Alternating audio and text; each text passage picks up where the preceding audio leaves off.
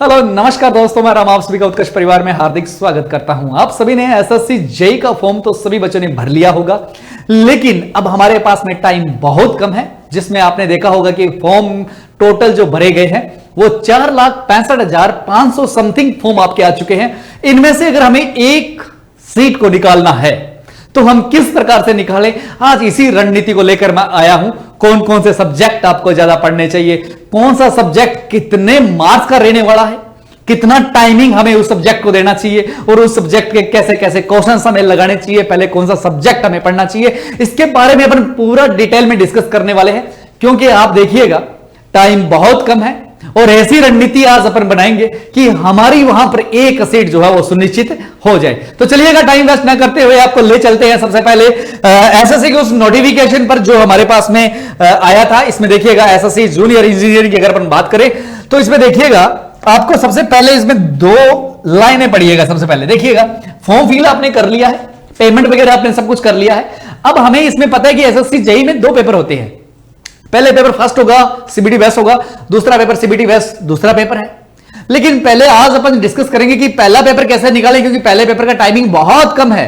तो देखिएगा यहां पर देखिए कि tentative schedule of the computer based examination paper first की अगर हम बात करें तो ये पेपर फर्स्ट आपका होने वाला है 27 से 31 अक्टूबर 2025 को होने वाला है। मतलब आज से अगर दिन काउंट किए जाए तो ये 54-55 दिन के आसपास 54-55 के आसपास डे बचे हुए हैं।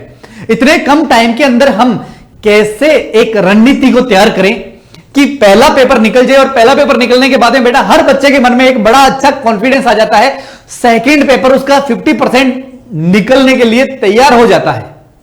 लेकिन पहला पेपर कैसे निकालें, सबसे बड़ी बात तो यह है। उसके बाद अपन देखेंगे कि सर सेकंड पेपर की रणनीति क्या रहेगी। तो देखिएगा ये देखिए इसमें 27 से 31 अक्टूबर 2025 के बीच में पेपर होने वाला है और उम्मीद रखिएगा इसी डेट पर आपका एग्जाम होने वाला है। कोई डेट एक्सटेंड नहीं होने वाली है। तैयारी इस प्रकार से करनी है कि हमारा 27 से 31 अक्टूबर को एग्जाम होगा, यह सुनिश्चित है। लेकिन अगर अपन बात करें पेपर सेकंड की, जिसकी टेंटेटिव शेड्यूल कंप्यूटर बेस्ड जो एग्जामिनेशन होगा उसमें जनवरी फरवरी का टाइम दिया हुआ है कि जनवरी फरवरी में आपका पेपर ले लिया जाएगा, दूसरा पेपर। लेकिन आज अपन जो बात करेंगे वो पेपर फर्स्ट के बारे में बात करेंगे कि सर किस प्रकार से पढ़ा जाए कि हमारा इस बार सुनिश्चित हो जाए कि पहला पेपर तो हमारा निकल जाए। तो चलिएगा कैसे तैयारी करेंगे, कौन कौन सा सब्जेक्ट हमें पढ़ना चाहिए, किस सब्जेक्ट का कितना वेटेज रहता है, चलिए इसके बारे में डिटेल में डिस्कस करते हैं। तो आपको सबसे पहले देखिएगा पढ़ने से पहले ये थोड़ा सा कंफर्मेशन तो कर लेते हैं कि क्या चीजें कितने नंबर की आने वाली है ना।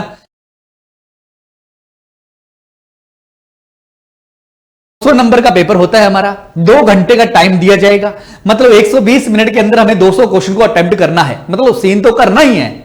तो अब देखिएगा और कितनी कट ऑफ लग जाती है, कितने नंबर हमें लेके आने हैं। तो बेटा एक चीज आपको बताता हूं, देखिएगा सबसे पहले हमें यहां पर लिखा है general knowledge and current affair. कितने क्वेश्चन आ रहे हैं, 50 क्वेश्चन और 50 मार्क्स के, मतलब एक क्वेश्चन 1 नंबर का है। दूसरी अगर अपन बात करें तो देखिएगा जनरल इंटेलिजेंस एंड रीजनिंग की अगर अपन बात करें तो इसकी 50 क्वेश्चन है और ये 50 मार्क्स के हैं, बिल्कुल। अब देखिएगा जो हमारा मेन टारगेट जो हमें आता है, मैं अगर जेईई के अगर आप फॉर्म फिल किया है, जिन्होंने अब बीटेक या फिर डिप्लोमा कर रखा है, तो उनको पता है कि हम इलेक्ट्रिकल के स्टूडेंट हैं और ये वीडियो इलेक्ट्रिकल वालों के लिए बहुत कारगर साबित होने वाला है। तो जितने आपके फ्रेंड सर्कल में इलेक्ट्रिकल के बच्चे हैं तो उनको वीडियो जरूर शेयर करिएगा ताकि वो ये समझ पाए कि कौन सा सब्जेक्ट कितने नंबर का है और हमें किस प्रकार से पढ़ना है। और यहां पर देखिएगा इलेक्ट्रिकल आपको पता है कितने नंबर की आएगी, सर 100 क्वेश्चन आएंगे, 100 ही नंबर के आने वाले हैं।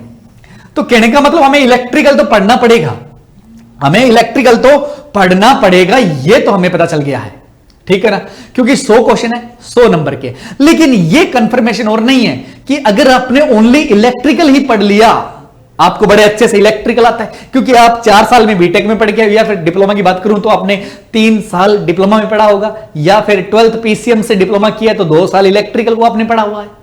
तो कहने का मतलब कि इलेक्ट्रिकल तो ऑलरेडी पढ़ के आए हैं, लेकिन सर ये थोड़ा सा झमेला है नॉन टेक वाला।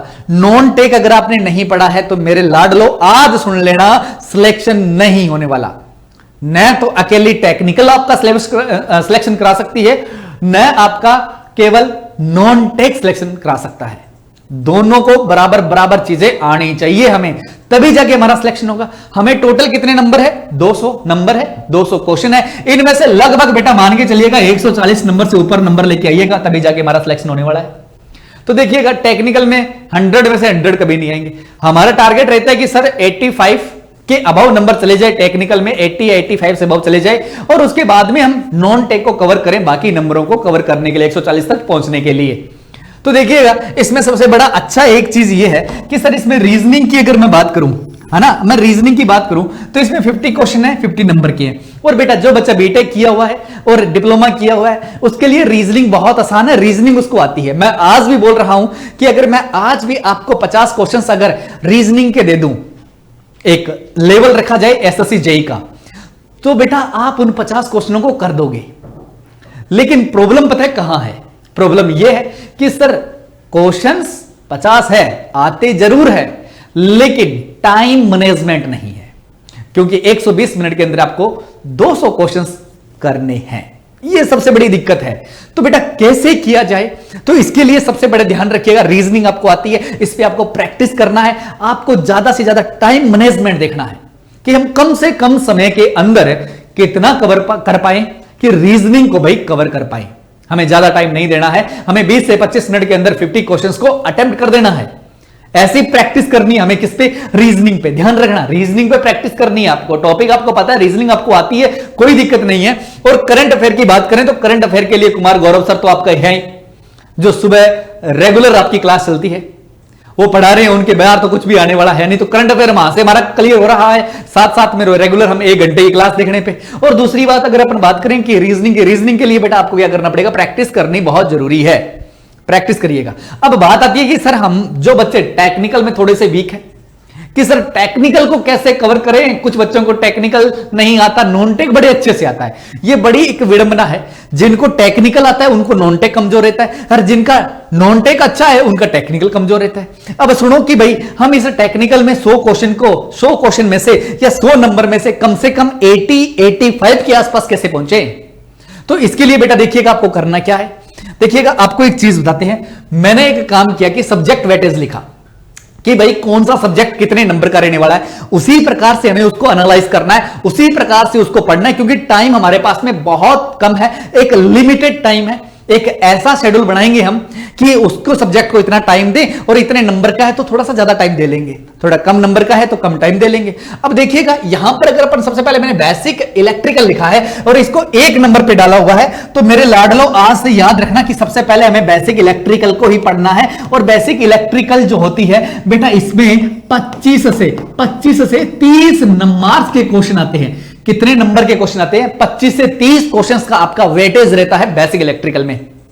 दूसरा अगर अपन बात करें तो बेटा देखिएगा इलेक्ट्रिकल मशीन, ये तो बेटा हार्ट है इलेक्ट्रिकल का हार्ट कौन है? सबसे ज्यादा क्वेश्चंस घुमाए जाने वाले क्वेश्चंस कहां हैं? इलेक्ट्रिकल मशीन के अंदर। इलेक्ट्रिकल मशीन का वेटेज भी बेटा देखिएगा 25 से 30 रहता है।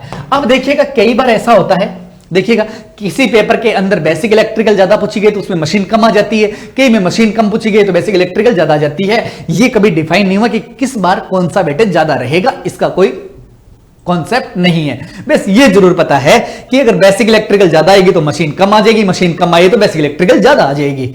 अब हमें ये देखना है कि सर बेसिक इलेक्ट्रिकल में से कौन से टॉपिक हमें एनालाइज करने पड़ेंगे।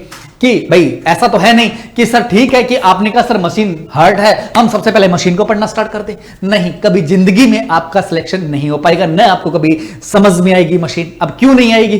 क्योंकि जब तक हमारा बेसिक इलेक्ट्रिकल कवर नहीं होगा तो हमें मशीन समझ नहीं आएगी, क्योंकि मशीन सारी की सारी किस पे बेस्ड है? मैग्नेटिज्म पर, चुंबक पर, है ना भाई, बेस्ड है। जब तक हमें चुंबक वगैरह नहीं पढ़ेंगे, हम बेसिक कॉन्सेप्ट नहीं पढ़ेंगे, बेसिक इलेक्ट्रिकल के सर्किट्स नहीं पढ़ेंगे, जितने भी हमारे ओम्स लॉ, किरचॉफ लॉ वगैरह हम डिस्कस नहीं करेंगे, तब तक हम न तो इसके अंदर फेजर डायग्राम को देख सकते हैं मशीन के अंदर, न किसी सर्किट के अंदर करंट को फाइंड कर सकते हैं, न रिलेक्टेंस निकाल सकते हैं, है ना, न ही उसका वर्किंग प्रिंसिपल को आसानी से समझ में आने वाला है। तो सबसे पहले हमें क्या पढ़ना है? Basic electrical. बेसिक इलेक्ट्रिकल में देखिएगा आपके कौन कौन से टॉपिक रहेंगे।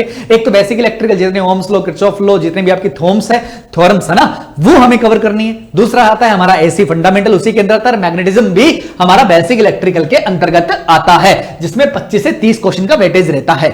ये हमें कवर करना है। देखिएगा इसमें क्या क्या सिलेबस रहता है। पहले बेसिक इलेक्ट्रिकल की बात कर लेते हैं। तो बेसिक इलेक्ट्रिकल में देखिएगा आपका अपन चलते हैं पार्ट बी, इलेक्ट्रिकल इंजीनियरिंग की बात करते हैं बेसिक कॉन्सेप्ट्स में, है ना। तो इसमें आपको इंडक्टर, कैपेसिटर, ये वोल्टेज, करंट वगैरह सारी चीजें आपको देखिएगा यहां पर दिखाई दे रहा है। सर्किट्स लॉ आपको पढ़ना है, मैग्नेटिज्म आपको पढ़नी है। ये देखिएगा ये टॉपिक है जो आपको कवर करने हैं। जो वेटेज कितना रखते हैं, 25 से 30 नंबर का रखते हैं। आगे चलते हैं।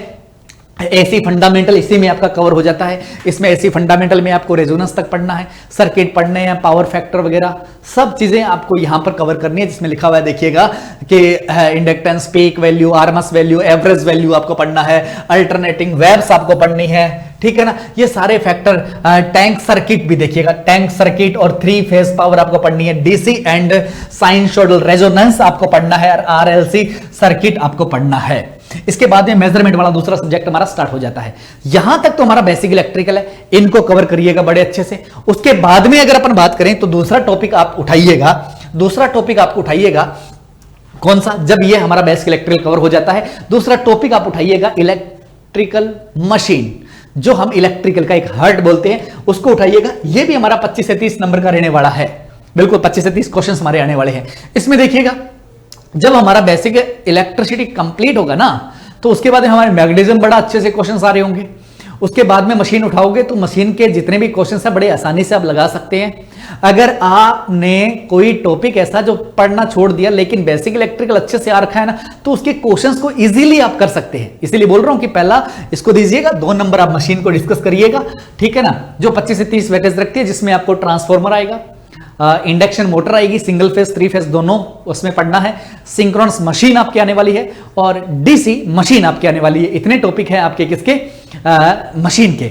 उसके बाद हम चलते हैं, क्या सर हम पावर सिस्टम के बारे में बात करें? बिल्कुल बेटा, उसके बाद में हम पावर सिस्टम के बारे में हम डिस्कस करना चाहिए, मतलब पावर सिस्टम आपको पढ़ना चाहिए। उसके बाद आपको जरूरी नहीं है पावर सिस्टम पढ़िएगा या मेजरमेंट पढ़ लीजिएगा, बेसिक इलेक्ट्रॉन्स पढ़ लीजिएगा, इनमें तो कोई दिक्कत नहीं है, पर लेकिन 1 नंबर आप बेसिक इलेक्ट्रिसिटी को रखिएगा, बेसिक इलेक्ट्रिकल को रखिएगा। कारण क्या है, क्योंकि सब चीजें इसी के अंदर है। ये समझ में आ गई तो बेटा ये सीक्वेंस हम बड़े आसानी से देख सकते हैं।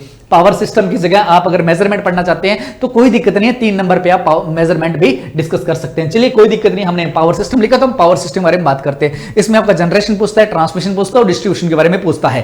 बिल्कुल तीनों टॉपिक आपको पढ़ने हैं, लेकिन ये कितने नंबर का रहता है, सबसे बड़ी बात तो ये है। पावर सिस्टम जो रहता है वो आपका 15 से 20 नंबर का रहता है। कितना? 15 से 20 नंबर का रहता है। ये मैंने जितने भी आपके 2020 के बाद में एग्जाम हुए हैं उनसे एनालाइज करके मैंने यहां पर ये रिकॉर्ड निकाला है कि कितने क्वेश्चंस आपके निकल कर आते हैं। फिर बात करते हैं कि सर ठीक है, फिर हम मेजरमेंट के बारे में या इंस्ट्रूमेंट के बारे में पढ़ सकते हैं। इसमें देखिएगा 3-4 मीटर है जो ज्यादातर पूछे जाते हैं, जैसे आपका एक पीएमएमसी हो गया, एमआई हो गया, या इलेक्ट्रोडायनेमोटाइप वोट मीटर हो गया। इनसे क्वेश्चंस आपके ज्यादा पूछे जाते हैं। और एक सिंपल सा कहें ये सब्जेक्ट रहने वाला है, और एसी ब्रिज और डीसी ब्रिज 2 प्रकार के ब्रिज होते हैं, ब्रिज में से क्वेश्चंस आता है। ये तो बहुत सिंपल सा सब्जेक्ट रहता है। बिल्कुल। उसके बाद में आता है बेसिक इलेक्ट्रॉनिक्स। अब मेजरमेंट की अगर बात करें तो ये कितने नंबर का रहता है, सबसे बड़ी बात तो ये बेटा, मेजरमेंट की अगर बात करें ना, टॉपिक बहुत कम है। एसी डीसी ब्रिज तो ये हो गए, और आपका वो कौन सा इलेक्ट्रोडायनेमोटाइप वॉटमीटर हो गया, पीएमएमसी हो गया और एमआई हो गया। इनमें से क्वेश्चंस पूछे जाते हैं, जहां पर अगर अपन इसका अगर वेटेज की बात करें तो ज्यादा नहीं है, 10 से 14 क्वेश्चंस हम मान सकते हैं कि 10 से 14 क्वेश्चंस इससे पूछे जाते हैं, मार्क्स के पूछे जाते हैं। अब आता है बेसिक इलेक्ट्रॉनिक्स। बेसिक इलेक्ट्रॉनिक्स में बेटा वही है आपका, पहले तो सेमीकंडक्टर फिजिक्स पूछता है कि आपके जितने भी semiconductor, P type N type semiconductor, उसके बाद में आपका डायोड आ जाता है, फिर ट्रांजिस्टर आ जाता है, बीजेटी, एफईटी, मॉसफेट वगैरह के बारे में क्वेश्चंस आते हैं। बिल्कुल। तो ये भी हम कह दें कि एक छोटा सब्जेक्ट है जिसका वेटेज जो है ज्यादा नहीं, आपका 5 से 10 नंबर के आसपास का रहता है। कितना रहता है? 5 से 10 नंबर के आसपास का रहता है। ये तो थे बेटा थोड़े कॉन्सेप्ट वाले सब्जेक्ट, जिनको हमें क्या करना पड़ेगा कि एक कॉन्सेप्ट के जरिए हमें समझना पड़ेगा। लेकिन अब आता है यूटिलाइजेशन एंड एस्टिमेटिंग। ये सब्जेक्ट की अगर अपन बात करें, इस सब्जेक्ट की अगर अपन बात करें तो हमें इसके अंदर क्या क्या करना पड़ेगा बेटा? इसके अंदर तो आपको रट्टा लगाना पड़ेगा, मतलब डायरेक्ट है। यूटिलाइजेशन एंड एस्टिमेटिंग में आपको डायरेक्ट डाटा याद रखना पड़ेगा। इसमें इलेक्ट्रिकल्स रूल्स आते हैं, इसके अंदर आपका अर्थिंग टॉपिक आता है, एल्यूमिनेशन आता है। मतलब ये टॉपिक ऐसे हैं जिनमें आपको डायरेक्ट याद रखना है कि आपसे पूछ लेगा कि जो आपकी ट्यूबलाइट होती है, फ्लोरोसेंट लैंप होता है, कितने वाट का होता है। इसके अंदर अगर देखा होगा कि आपने एक व्हाइट कलर का एक कवर किया होता है ना, वो किसका बना होता है, वो कोटिंग किसकी बनी होती है, कितने वाट की होती है, स्टार्टिंग होने के लिए भाई कितना वाट इसको चाहिए, है ना। ये क्वेश्चंस हमसे किस में पूछ लिए जाते हैं, यूटिलाइजेशन में पूछ लिए जाते हैं। तो इनको याद रखना। आईई रूल्स आजकल बड़े प्रचलित हो रहे हैं, 2-3 क्वेश्चंस तो इनसे निकल के आ जाते हैं। तो चलिएगा, अगर मैं इनमें यूटिलाइजेशन में अगर बात करूं तो इसमें भी बेटा 5 से 10 क्वेश्चंस के आसपास का वेटेज रहता है, इनको थोड़ा सा ध्यान रखना है। ये तो फिक्स डाटा का है, ये मामला तो फिक्स डाटा का है। तो सीक्वेंस ये रखिएगा, सबसे ज्यादा जो फोकस करिएगा आप वो करिएगा बेसिक इलेक्ट्रिकल पे, मशीन पे, मेजरमेंट पे, पावर सिस्टम पे। तो हालांकि हमारा पेपर जो है वो आसानी से निकल जाए, और बाकी तो बेटा आपको चीजें नीचे जो है वो तो हमें डायरेक्ट याद रखने वाली है। चलते हैं आगे, नेक्स्ट अपन बात करते हैं। बिल्कुल, ये टॉपिक तो हमारे हो गए हैं, क्योंकि टॉपिक देखिएगा आपका, अगर अपन बात करें तो मेजरमेंट में सर कौन कौन से मेजरमेंट में ये टॉपिक आपके लिखे हुए, single phase, 3 phase, both active and reactive power के बारे में आपको देखना है, एनर्जी के बारे में देखना है, 2 वाट मीटर मेथड देखना है। मतलब इलेक्ट्रोड और वाट मीटर देखेंगे तो उसमें दोनों मेथड आपके आ जाते हैं। 2 watt meter method, 3 watt meter method वो बताता है कि बैलेंस लोड के लिए कौन सा होता है, अनबैलेंस लोड के लिए कौन सा होता है, कम से कम कितने वाट मीटर की आवश्यकता होती है। ऐसे क्वेश्चंस या न्यूमेरिकल क्वेश्चंस जो है वो आपसे पूछ लिए जाते हैं। चलते हैं आगे, देखिएगा आगे अपन बात करें तो इलेक्ट्रिकल मशीन की अगर बात करें तो आपको बताया था मैंने, डीसी मशीन आता है, इसमें अल्टरनेटर आता है, सॉरी डीसी मशीन हो गया, आपका सिंक्रोनस मशीन हो गया जिसमें आपके अल्टरनेटर आता है, या अपन बात करें सिंक्रोनस मोटर आती है, एक इंडक्शन मशीन हो गई जिसमें आपका सिंगल फेज और 3 फेज मोटर आ जाती है, एक आपका ट्रांसफार्मर हो गया, है ना। इन टॉपिकों को आपको आराम से देखना है, जिसमें आपको एफिशिएंसी, फ्रीक्वेंसी, लॉसेस वगैरह के बारे में ये हमेशा हर एक टॉपिक में सेम चीजें रही है कि भाई याद रखिएगा, रेगुलेशन जरूर देखिएगा, इसमें लॉसेस जरूर देखिएगा, है ना, कि भाई किस प्रकार से कैलकुलेशन किए जाते हैं, क्योंकि लॉसेस का क्वेश्चन इन मशीन में से एक आधा क्वेश्चन जरूर यहां पर आपके टिकता है। अरे एक आपका फेजर में से क्वेश्चन जरूर आता है, ग्राफ में से क्वेश्चन आता है कि किन के बीच में ग्राफ खींचा जाता है, तो कैसा ग्राफ का कर्व रहता है, क्या चीज बढ़ने पर क्या चीज घटती है, ऐसे क्वेश्चंस आ जाते हैं कि लोड बढ़ने पर क्या इंडक्शन मोटर में करंट की वैल्यू क्या रहती है। ऐसे क्वेश्चंस हमसे पूछ लेते हैं जो हमें ग्राफ की मदद से बड़े आसानी से समझ में आ जाते हैं। चलिएगा नेक्स्ट अपन बात करते हैं पावर सिस्टम में आगे, जिसमें अपन जनरेशन, ट्रांसमिशन और डिस्ट्रीब्यूशन के बारे में डिस्कस करते हैं। अब सबसे बड़ी बात यह है कि सर ठीक है कि सबसे पहले तो हमने ये तो आपने कहा कि उसी अकॉर्डिंग हमने पढ़ लेंगे, टॉपिक हमारे पास में है, सिलेबस हमारे पास में, सब चीजें हैं, लेकिन पढ़े कैसे, कि ये तो पता चल गया सर हमारा कितने नंबर का कौन सा सब्जेक्ट रहने वाला है, ये बड़ा आसानी से हमें पता चल गया। अब हमें ये देखना है कि सर ऐसा क्या किया जाए कि किस प्रकार से हम पढ़ेंगे ताकि हमें याद रहे। तो आपको करना क्या है, अगर आप बेसिक इलेक्ट्रिकल पढ़ रहे हो या मशीन पढ़ रहे हो या कोई भी सब्जेक्ट आप पढ़ रहे हो, मेजरमेंट पढ़ रहे हो या फिर इलेक्ट्रॉनिक्स पढ़ रहे हो, तो उसमें सबसे पहले आपको देखना है concept, learn the concept. Concept पे बात कीजिएगा और बार बार उसका रिवीजन कीजिएगा, बार बार क्या करिएगा, रिवीजन कीजिएगा। उसके बाद में आप क्वेश्चन को सॉल्व कीजिएगा और याद रखिएगा मॉक टेस्ट लगाना मत भूलिएगा, मॉक टेस्ट लगाना मत भूलिएगा। ऐसा नहीं हो कि बेटा मॉक टेस्ट तो लगा रहे हो, है ना, मॉक टेस्ट तो लगा रहे हो, लेकिन आपके क्वेश्चंस 100 में से अगर बात करते हैं हम टेक्निकल की, कि सर टेक्निकल का 100 क्वेश्चंस थे, 100 में से सर हमने अटेम्प्ट किए 85, भाई बाकी हमें 15 क्वेश्चंस आए नहीं, और बाकी जो हमें सही क्वेश्चंस हमारे राइट क्वेश्चन हुए वो 70 क्वेश्चंस सही हुए, बाकी के क्वेश्चन सर हमारे गलत हो गए, 15 क्वेश्चन हमारे गलत हो गए। तो वो क्वेश्चन आपके गलत कैसे हुए, उनके पीछे कारण क्या रहा, वो क्यों गलत हुए, कहां हमने मिस्टेक की है, उस टॉपिक को आप दोबारा देखिएगा। ऐसा नहीं पेपर लगा के आप छोड़ दिया है, तो नहीं, ऐसा कभी नहीं करना है। मॉक टेस्ट दे रहे हो, जरूरी देना है, लेकिन जो गलत हो गए उनको बार बार क्वेश्चनों को हमें देखना है, और साथ साथ में जो फॉर्मूले भूल जाते हैं तो उनके आप साथ में शॉर्ट नोट्स जरूर बनाइएगा। इस प्रकार अगर अपन तैयारी करेंगे तब जाके हमारा एसएससी जेईई का पहला पेपर तो क्लियर हो जाए, उसके बाद में हम सेकंड पेपर की बात करेंगे। अगर आपको वीडियो अच्छा लगा है तो अपने फ्रेंड सर्कल को ज़्यादा शेयर कीजिएगा, ताकि ये पता चल सके कि किस सब्जेक्ट में कितने मार्क्स आ रहे हैं और किस प्रकार से हमें उसको पढ़ना चाहिए। एक सीक्वेंस हमें जरूर पता होना चाहिए। ऐसा नहीं है कि पहले दिन या मशीन खोल के बैठ जाओ या पहले दिन या पावर सिस्टम खोल के बैठ जाओ तो क्या हमें समझ में आ सकती है, जी नहीं आ सकती। हमारे पास टाइम बहुत कम है, इसीलिए एक सीक्वेंस वाइज पढ़िएगा, कॉन्सेप्ट को लर्न करिएगा, बार बार उसको रिवीजन करोगे तभी जाके हमें चीजों को याद रहेगा। उसके बाद आप क्वेश्चंस लगाइएगा, उसके बाद आप क्या करिएगा, आपके मॉक टेस्ट को लगाइएगा। बिल्कुल, तो चलते हैं आगे। अभी बात करें तो उत्कर्ष पर चल रहा है आजादी महोत्सव, जो उत्कर्ष के सभी इंजीनियरिंग के सभी ऑनलाइन कोर्स पर गारंटेड साल की सबसे कम फीस पर मिल रहे हैं कोर्स।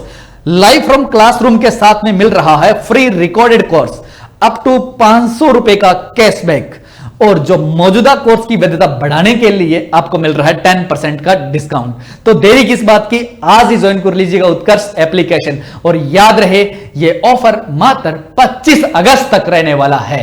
तो देरी किस बात की बेटा, आज ही ज्वाइन कीजिए उत्कर्ष एप्लीकेशन को। अगर ये वीडियो आपको अच्छा लगा है तो ज्यादा से ज्यादा अपने फ्रेंड्स को शेयर कीजिएगा ताकि उनको भी ये पता चल सके। और इस प्रकार की और अधिक इंफॉर्मेशन के लिए ज्वाइन कर लीजिए उत्कर्ष इंजीनियरिंग क्लासेस को। थैंक यू, जय हिंद, जय भारत।